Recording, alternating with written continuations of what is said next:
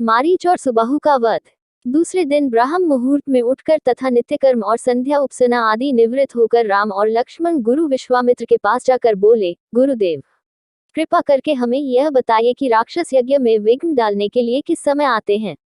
यह हम इसलिए जानना चाहते हैं कि कहीं ऐसा न हो कि हमारे अनजाने में ही वे आकर उपद्रव मचाने लगे।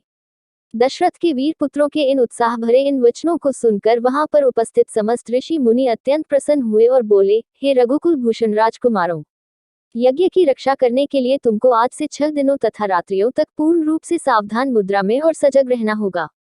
इन 6 दिनों में विश्वामित्र जी मौन होकर यज्ञ करेंगे। इस समय भी वे तुम्हारे किसी भी प्रश्न का उत्तर नहीं देंगे क्योंकि वे यज्ञ की दीक्षा ले चुके हैं। सूचना पाकर राम और लक्ष्मण दोनों भाई अपने समस्त शस्त्रास्त्रों से सुसज्जित होकर यज्ञ की रक्षा में तत्पर हो गए। 5 दिन और 5 रात्रि तक वे निरंतर बिना किसी विश्राम के सतर्कता के साथ यज्ञ की रक्षा करते रहे, किंतु इस अवधि में किसी भी प्रकार की विघ्न बाधा नहीं आई। 6वें दिन राम ने लक्ष्मण से कहा, भाई सौमित्र, यज्ञ का आज अंतिम दिन है और उपद्रव करने के लिए राक्षसों की आने की पूर्ण संभावना है।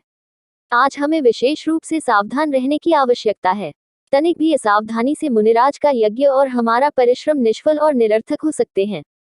राम ने लक्ष्मण को अभी सचेष्ट किया ही था कि यज्ञ सामग्री, चमस, समिधा आदि अपने आप भभक उठे। आकाश से ऐसी ध्वनि आने लगी जैसे मेघ गरज रहे हों और सैकड़ों बिजलियां तड़क रही हों। इसके पश्चात मारीच और सुबाहु की राक्षसी सेना रक्त, मांस, मज्जा, अस्थियों आदि की वर्षा करने लगी।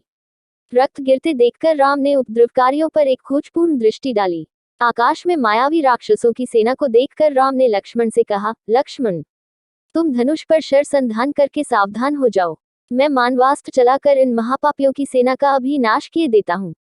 यह कहकर राम ने असाधारण फुर्ती और कौशल का प्रदर्शन करते हुए उन पर मानवास्त्र छोड़ा।